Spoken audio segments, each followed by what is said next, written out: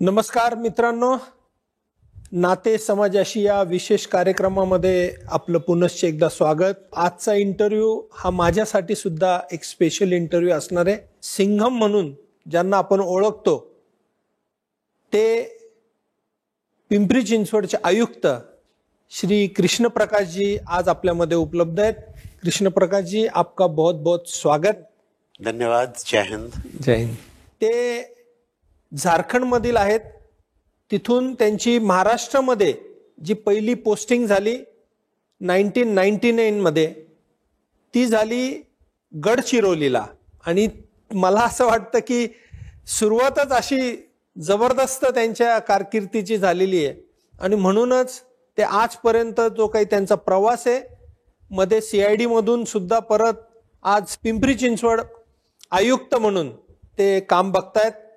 जबरदस्त पर्सनॅलिटी आहे आणि असे ऑफिसर्स की जे आध्यात्मिक पण आहेत, ज्याला गीतेचं पूर्ण ज्ञान आहे, एक सेवेची खूप मोठी उमेद घेऊन ते पुढे जातात. आणि त्यांची सामाजिक संस्था नाहीये, परंतु सामाजिक संस्थांना कशी मदत करता येईल हे त्यांचं नेहमी मी बघत आलेलो आहे. असे आदरणीय कृष्ण प्रकाशजी आयुक्त पिंपरी चिंचवड यांच्याबरोबर आज आपण इथे गप्पा मारणार आहोत. आणि त्यांच्या बोलण्यातून जेव्हा आपण बघाल की पोलीस विभागात सुद्धा किती मोठी सेवा केली जाते, हे आपल्याला सगळ्यांना डोळे उघड करणारी गोष्ट आज ठरणार आहे. कृष्ण प्रकाशजी यांना आयर्नमॅन चॅलेंज त्यांनी पूर्ण केला फ्रान्समध्ये आणि अधिकारी म्हणून, भारतीय नागरी अधिकारी म्हणून ते पहिले आयर्नमॅन ठरलेले आहेत. त्यांनी सुमारे 14 तास 8 मिनिटात ट्रायथलॉन पूर्ण केलेली आहे आणि त्याचं वर्ल्ड बुक ऑफ रेकॉर्ड मध्ये त्याची नोंद होऊन ते world book of record holder आहेत. तर अशा आदरणीय कृष्ण प्रकाशजींबरोबर आज आपण इथे गप्पा मारूया, त्यांच्याकडून समजून घेऊया. कृष्ण प्रकाश जी, सबसे पहले मैं आपको ये पूछना चाहता हूं कि हर टाइम एक पुलिस बोला तो एक अलग इमेज होती है, लेकिन सोशल बैकग्राउंड बहुत बड़ा होता है पुलिस डिपार्टमेंट में.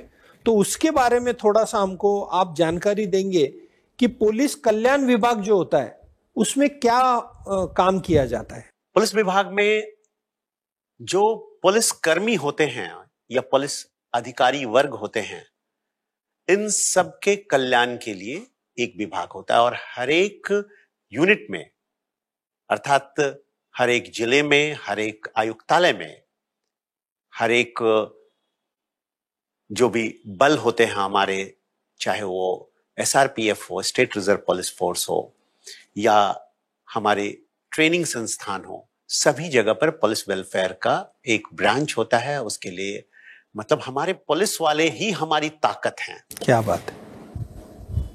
और अगर हम अपने पुलिस वालों के कल्याण का ख्याल नहीं रखेंगे तो इस लोक कल्याणकारी राज्य में लोगों के कल्याण का ख्याल हमारे पुलिस वाले कैसे रख सकते हैं.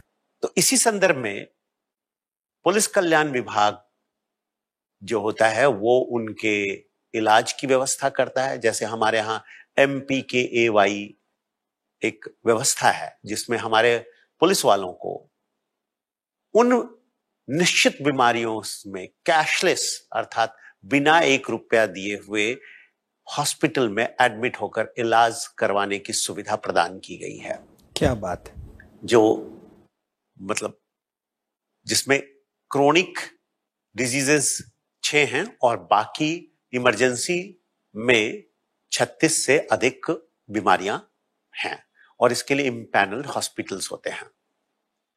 कोविड के दरमियान हमें कई और हॉस्पिटल्स को इम्पैनल किया जिससे कि हमारे पुलिस वालों को ज्यादा से ज्यादा सुविधा कोविड हॉस्पिटल्स में मिल सके, मुफ्त अर्थात कैशलेस. जैसे दूसरी बात है, इनके जो खेल कूद के आयोजन होते हैं वो भी पुलिस वेलफेयर के डिपार्टमेंट की तरफ से होते हैं. उनके डाइट्स के जो खिलाड़ी होते हैं उनका भी पुलिस वेलफेयर की तरफ से ख्याल रखा जाता है. तीसरी बात, हमारे जो पुलिस वालों के बच्चे, प्रतिभावान बच्चे हैं, उनको छात्रवृत्ति भी इसके माध्यम से, वजीफा भी इसके माध्यम से दिया जाता है। तीसरी जो बात होती है, उनके लिए आवश्यक पुस्तकें भी, जो अच्छे अंक से हायर एजुकेशन के लिए जाते हैं, उनके लिए पुस्तकें और उनके खर्चे भी उठाने की व्यवस्था किसी हद तक है। पुलिस कल्याण विभाग के माध्यम से हम उनके लिए आरोग्य का, उनके लिए स्ट्रेस मैनेजमेंट का, तनाव मुक्ति का, उनके लिए योगा का, इस तरह के व्यवस्था करते हैं। सर, हम ये जानना चाहते हैं कि जो समाज में एक घटक है जो पारदी, भिल्ल, जो गुनहगारी की तरफ जाते हैं, और हमने सबने सुना है महाराष्ट्र में कि आपने उस समाज के लिए बहुत काम किया है, तो उसके बारे में थोड़ा जानकारी दीजिए सर। दरअसल मैं जब अपने पहले पुलिस अधीक्षक के रूप में कार्यकाल में बुल्ढाना जिले में गया, और वहां मैंने भिल्ल बस्ती में जो अवैध तरीके से दारू बनाने का काम करते थे, वहां पर रेड किया, तो उनके पुरुषों पर कार्रवाई के बाद उनकी महिलाओं ने मुझे घेर लिया और ये विनती की कि हमें भी सम्मान से जीने की इच्छा है और हमें भी सम्मान से जीने का हक है, लेकिन हमें रास्ता बताओ कि हम इस चक्रव्यूह से, इस दुष्ट चक्र से बाहर कैसे निकले। और इससे निकालने के लिए ये जरूरी है कि उनके सभी बच्चों को शिक्षण दिया जाए, एजुकेशन दिया जाए, उनके जो बड़े बच्चे हैं उनको वोकेशनल कोर्सेज दिया जाए और उनको कुछ ना कुछ काम दिलवाया जाए। स्थानीय रीति से हमने उनको काम दिलवाने की व्यवस्था की, उनको मासेमारी की अर्थात मछली मारी की जो ट्रेनिंग दिलवाई और वहां काम दिलवाने की व्यवस्था की। हमने उनको मोटर मैकेनिक के कोर्स दिलवाए और हमारे यहाँ जितने भी वर्कशॉप्स थे मोटरसाइकिल्स और कार के, वहां उनको नौकरी दिलवाई, उनको गाड़े दिलवाए अर्थात और ठेले दिलवाए, जिससे कि उनका जीवन सुचारू रह सके। जो लोग बड़े हो गए हैं और छोटे लोग अपने हक का एजुकेशन कर सके। इस बात के तुरंत बाद मेरे पास कुछ फांसे पारधी पहुंचे। फांसे पारधियों के बारे में यह बताना जरूरी है कि वो पहले नोटिफाइड क्रिमिनल ट्राइब्स के रूप में जाने जाते थे अंग्रेजों के काल में। अंग्रेजी हुकूमत गई और हमने उन्हें डिनोटिफाइड भी किया, लेकिन दरअसल उन्हें मुख्य धारा में नहीं जोड़ा। केवल दस्तावेज से उनका नाम निकाल देना काफी नहीं होता है। लोगों के मस्तिष्क से वो अपराधी नहीं हैं, वो उस व्यवस्था और उस परिस्थिति के मारे हुए हैं। इस बात को सामने लाना जरूरी है ताकि वो लोग उसे स्वीकार कर सके। जब हमने ये सर्टिफिकेट्स दिलवाने की प्रक्रिया पूरी की और उनको कई काम दिलवाए, उनके बच्चों को कंपलसरी स्कूल्स में एडमिशन करवा दिया हमने, आदिवासी आश्रम शालाओं में जहां उनके मुफ्त शिक्षण की व्यवस्था है। तो उसके पश्चात उनके जो 600-700 बच्चे वहां मुफ्त शिक्षण प्राप्त करने लगे, उनको अच्छे वस्त्र हमने सेगांव गजानन महाराज संस्था के माध्यम से दिलवाए। उनके 2 वॉलंटियर्स को जो पढ़े लिखे थे थोड़े, उनको प्रति माह हमने स्टाइपेंड दिलवाना शुरू कर दिया और उनके जो भी बच्चे ड्रॉप आउट हो रहे हैं उनको वापस वहां स्कूल में अध्ययन करने के लिए लगवाया। तो आज उसी फांसे पारधी समाज के लोग, जिनको गांव से अंदर आने नहीं दिया जाता था क्योंकि उनके साथ पुलिस अंदर आएगी गांव में और इसका डर होता था, उसी फांसे पारधी समाज के 4-5 लोग सरपंच बन चुके हैं गांव में। अभी भी जो युवराज पवार हैं, जो जिन्हें स्टाइपेंड मिलता था, वो भी एक गांव के सरपंच हैं। और हिवरा आश्रम में जब मैंने पहली बार इनकी मीटिंग बुलाई थी तो डर के मारे केवल महिलाएं आई थी, पुरुष आसपास छुपे हुए थे। उन्हें लगा ये पुलिस का कोई षड्यंत्र है हमें अरेस्ट करने का। लेकिन जब उन्हें ये विश्वास हो गया कि हम उनके को मुख्य धारा में लाने के लिए कार्यक्रम करते, तो धीरे धीरे वहां भीड़ पुरुषों की भी इकट्ठा हो गई। इस तरह से हमने अमरावती में भी कार्य किया। हमने वहां उनके एनजीओज को स्थापना करने के लिए उन्हें प्रेरित किया और उनके पुनर्वसन का कार्य उन्हें ही सुचारू रूप से रखने के लिए मैंने बताया। इसके लिए मुझे जो स्थानीय रूप से मदद दिलवानी होती थी वो मैं फोन के द्वारा, दूरध्वनि के द्वारा उनको दिलवाता रहा हूं और रहूंगा। ये चाहे अमरावती में मतिन भोसले हो, जिनको मैंने इसके स्थापना करने की प्रेरणा दी, युवराज पवार हो, पाल सिंह पवार हो, वाशिम के मिस्टर भोसले हो, इन सबको मैंने वहां संस्थाएं स्थापित करने की प्रेरणा दी। मैंने उनको मुख्य धारा में जोड़ने के लिए एक और काम किया कि आई जीजाऊ की जन्मस्थली से उनको मैंने कहा कि आप पाईवारी कीजिए। कहां तक? शेगांव गजानन महाराज संस्था तक। और वहां पर गजानन महाराज संस्था में उनका स्वागत होता था।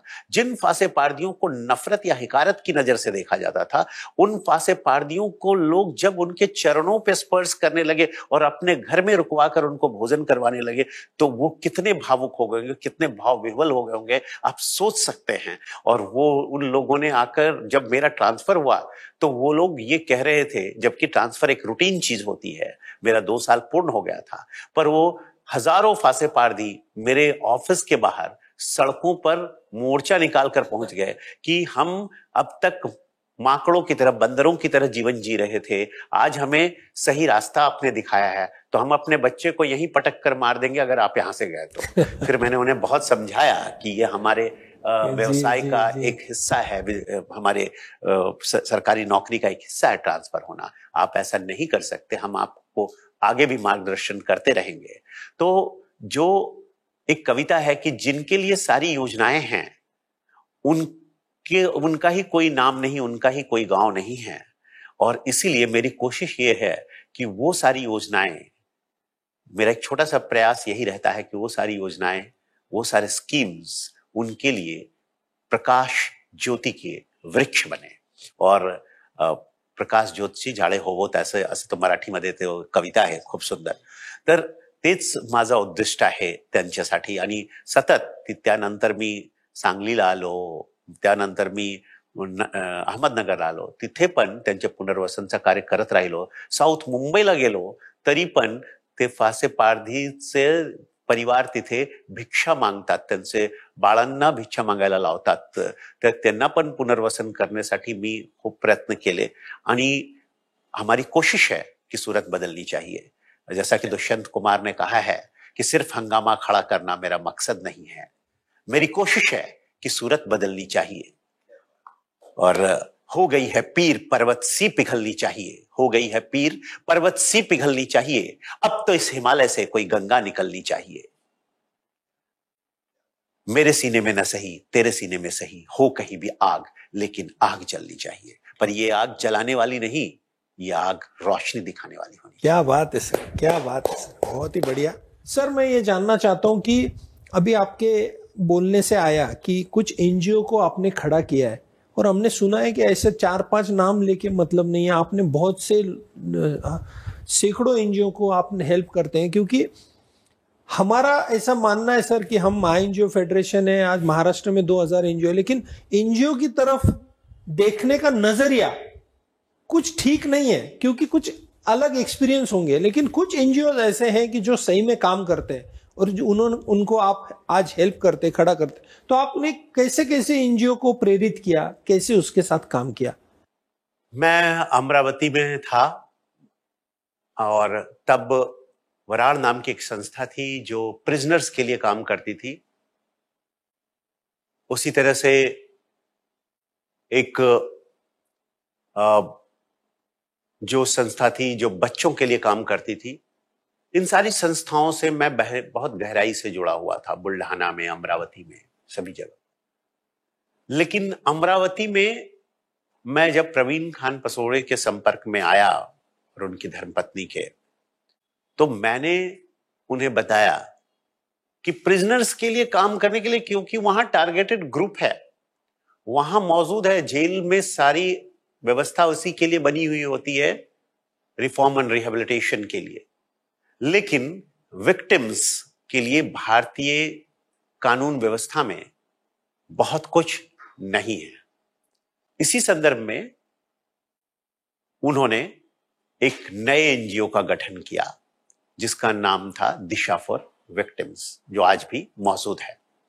और दिशा फॉर विक्टिम्स के माध्यम से विक्टिम कंपनसेशन स्कीम के लिए जो पीआईएल किया गया, जिसके कारण आज संपूर्ण हिंदुस्तान में विक्टिम्स को कंपनसेशन दिया जाता है, खासकर कुछ विक्टिम्स को जो बहुत सीरियस ऑफेंसेस में विक्टिम है, जैसे जिसमें वायलेंट सेक्सुअल असॉल्ट हुआ हो या फिर जिसमें कि मृत्यु हुई हो या अपंग हो गया हो व्यक्ति, तो उन सब के लिए विक्टिम कंपनसेशन स्कीम शुरू हुआ।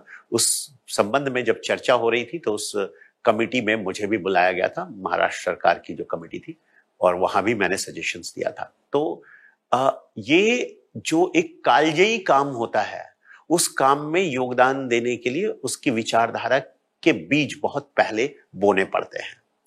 उसमें जो हमारे जज साहब हैं, जस्टिस जोशी साहब, वो भी उसमें हमारे बहुत बड़े उसमें सहकार्य उन्होंने किया है और उन्होंने अपने आइडियाज दिया है। तो इस तरह से वो कार्य आज भी चल रहा है कि विक्टिम्स को किस तरह से सहयोग दिया जा सकता है, किस तरह से उनको मदद की जा सकती है, किस तरह से उनको रिहेबिलिटेशन करके मुख्य धारा से जोड़ा जा सकता है और किस तरह से उनको अवसाद में जाने से रोका जा सकता है।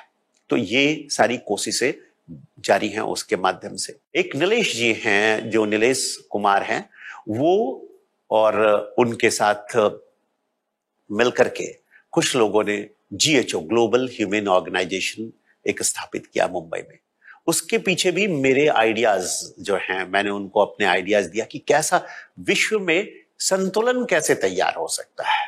विश्व में भरपूर है, विश्व में ऐसा नहीं है कि कम पड़ेगा, लोगों के लिए कोई भी कमी नहीं है, पर विश्व में इम्बैलेंस है, इस जगत में इम्बैलेंस है, असंतुलन है। और उस असंतुलन को हम तब दूर कर सकते हैं जब संतुलन की फिलॉसफी लोगों के दिमाग में बिठाई जा सके।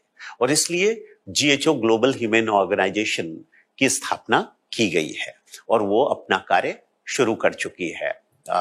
तो ये पायल साडा राठी जो हैं, वो बालक और वृद्धों के लिए बहुत ज्यादा काम कर रही है, खासकर ऑर्फेनेजेस और ओल्ड एज होम के लिए।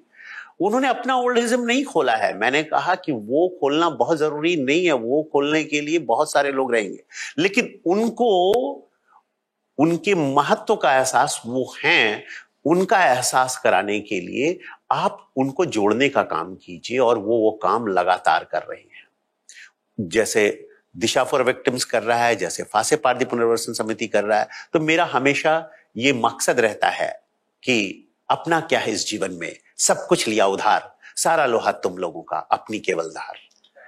सो मेरी धार है जो मैं उसे देना चाहता हूं। और मेरा ये सिद्धांत भी है जो गीता में कहा गया है कि ईश्वर मनुष्यानाम हृदय प्रदेशे तिष्ठति अर्जुन त्वमेव शरणम गच्छ। ईश्वर मनुष्यों के हृदय प्रदेश में निवास करते हैं, हे अर्जुन उनकी शरण में जाओ। खुद स्वामी विवेकानंद कहते हैं कि मूर्ख लोग जिसे तीर्थ यात्रा करके ढूंढते हैं उसे मैं इंसानों में देखता हूं। या कबीर भी कहते हैं कि पानी बिच बिन प्यासी मोहि सुनी सुनी आवत हांसी, कहत कबीर सुनो भाई साधो सहज मिले अविनाशी। कस्तूरी मृग कुंडली माही विषय मृग बन बन फिरत उदासी, पानी बिच बिन प्यासी मोहि सुनी सुनी आवत हांसी।